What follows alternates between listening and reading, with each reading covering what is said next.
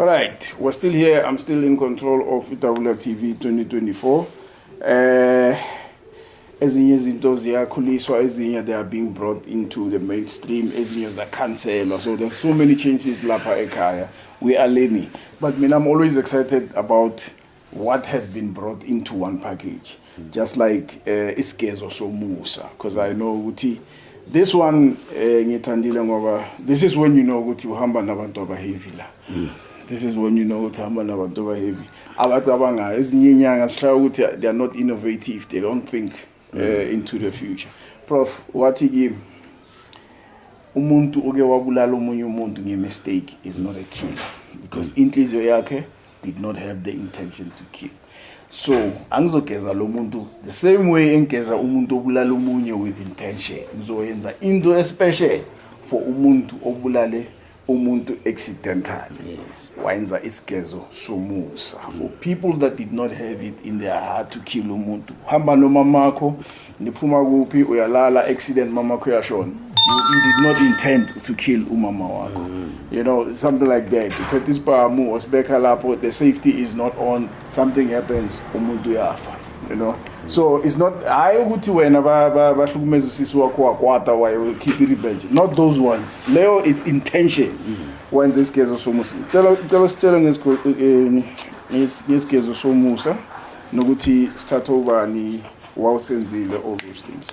Siyabonga babukeli nabathandi ba Itabula TV ngithi kusesenjalo Brakebi quickly answer Brakebi kunabantu abasemajele namhlanje abalele emajele hayi ngokuthi they were wishing to kill the person or in accidentally, like you remember kuna this show 18,000 ways to die.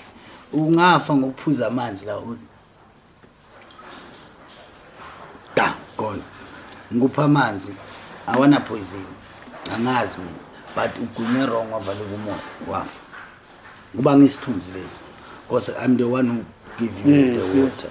It's not about shooting and whatsoever kulesithwalo sigezo somusa but isigezo somusa simele wonke umuntu othi professor ngisejele and didn't commit any crime ngenhloso or ngendlovu yangena. Kunabantu abayenza indlovu yangena.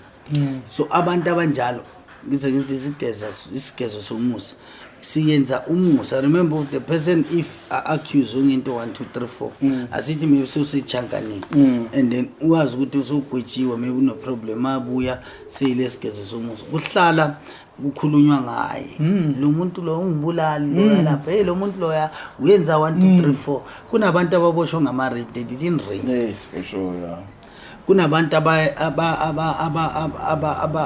alele ejele ngokuthi uthe uyaphuma ma obona ukuthi wena ufuna isivuso se20,000 awunayo athi rape but sivumelene leso sithwalo somusangela singena khona ukuzodiliza lento le ezomosha ifuture yakho ngento esavumelana ngayo. Okay, so isigezo somusa I thought it was just for killing. It's not just for abantu babulele.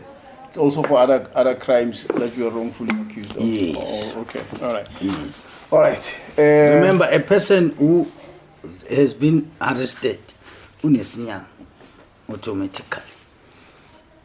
That's why I told him, but hey, I ubuyile mara waphindwa phindela. Ubuyile uphinde waphindela.